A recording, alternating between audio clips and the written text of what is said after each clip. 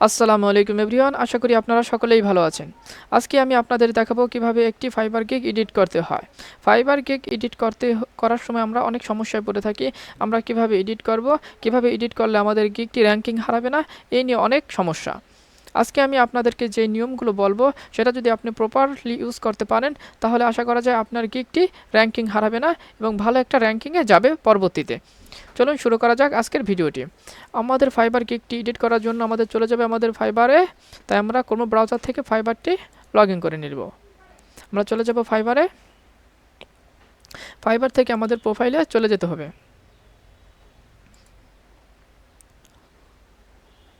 আমরা চলে আসলাম আমাদের ফাইবার প্রোফাইলে।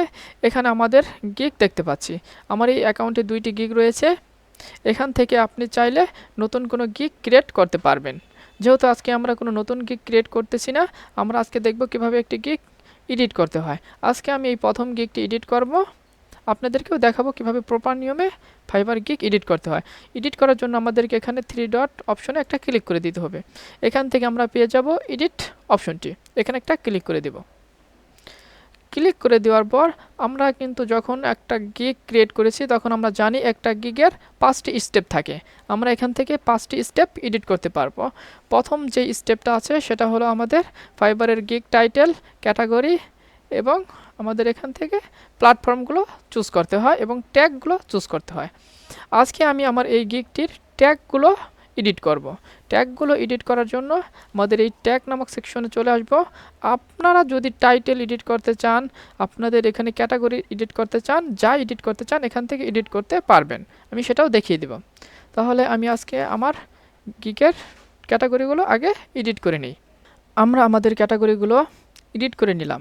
এখান থেকে আপনারা চাইলে আপনাদের ট্যাগ এবং আপনাদের ক্যাটাগরি এবং আদার্স জিনিসগুলো এডিট করে নিতে পারেন। এখন যদি আমাদের প্রাইসিংটা এডিট করতে হয়, আমরা এখানে উপর থেকে প্রাইসিংয়ে একটা ক্লিক করে দেব।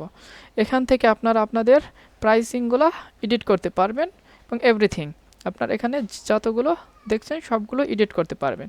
আমি এখান থেকে কোনো কিছু এডিট করছি না। আপনারা চাইলে আপনাদের এডিট করে দিবেন আপনাদের প্রয়োজন মতো। তারপর চাইলে আপনারা আপনাদের ডেসক্রিপশন এবং এফএকিউ এডিট করতে পারবেন। সেটার জন্য আপনাদের চলে যেতে হবে উপর থেকে ডেসক্রিপশন অ্যান্ড এফএকিউ অপশনে একটা ক্লিক করে দিতে হবে। এখান থেকে চাইলে আপনারা আপনাদের ডেসক্রিপশন এবং এফএকিউটা সিলেক্ট করে এডিট করে নেবেন। আমি যদি হালকা একটু এডিট করে দেই তাহলে আমরা এই টেমপ্লেটটাকে আমরা ব্লার করে দিতে পারি। বোল্ড নিউজলেটার্স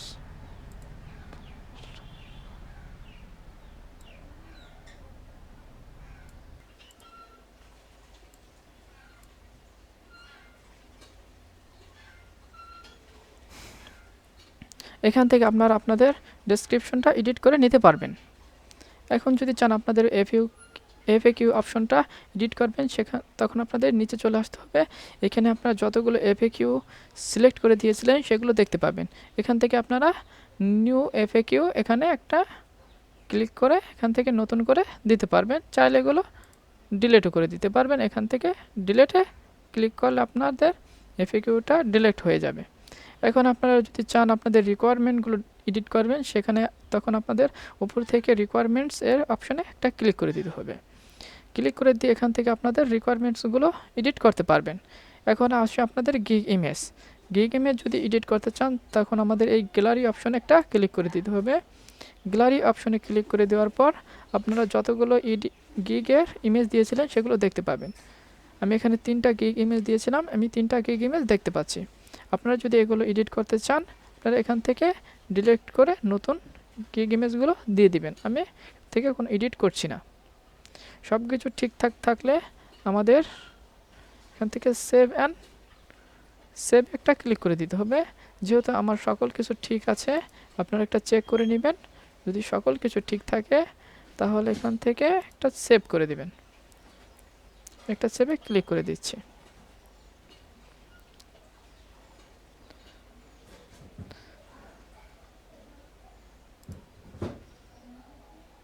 থেকে আমি একটা সেভে ক্লিক করে দিচ্ছি। আমাদের গিগ ইমেজটা এডিট হয়ে গেল। এভাবে আপনারা প্রতিটা স্টেপে যে আপনারা চেঞ্জ করে সেখান থেকে সেভে ক্লিক করবেন, তাহলে আপনাদের যেগুলো চেঞ্জ করবেন সেগুলো চেঞ্জ হয়ে যাবে। এখন আমাদের সব কিছু ঠিক থাকলে আমরা এখান থেকে সেভে একটা ক্লিক করে দেব।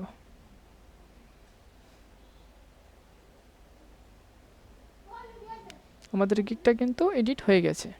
এডিট হয়ে গেলে এখন আমরা ব্যাকে চলে আসব। এখন আমরা প্রোফাইল থেকে আমাদের গিগটি দেখতে পাবো। যদি আমরা গিগ টাইটেল একটা ক্লিক করে দেই তাহলে আমরা দেখতে পাবো আমাদের গিগটি প্রপারলি এডিট হয়েছে কিনা। যেহেতু আমরা গিগ টাইটেল এবং গিগ ইমেজ কোনো চেঞ্জ করিনি, তাই গিগ ইমেজ এবং টাইটেল একই রয়েছে, কোনো পরিবর্তন হয়নি। আমরা গিগ ডেসক্রিপশন হালকা একটু বোল্ড করেছিলাম, সেগুলো বোল্ড হয়ে গিয়েছে। যেহেতু আমরা মূল আমাদের এডিটটি করেছিলাম আমাদের ট্যাগ অপশনে, তাই আমরা চলে গেলাম ট্যাগ অপশনে। সেখানে দেখতে পাচ্ছি আমাদের ট্যাগগুলো এডিট হয়ে গিয়েছে, তাই আমরা বুঝতে পারছি আমাদের গিগটি প্রপারলি এডিট হয়েছে।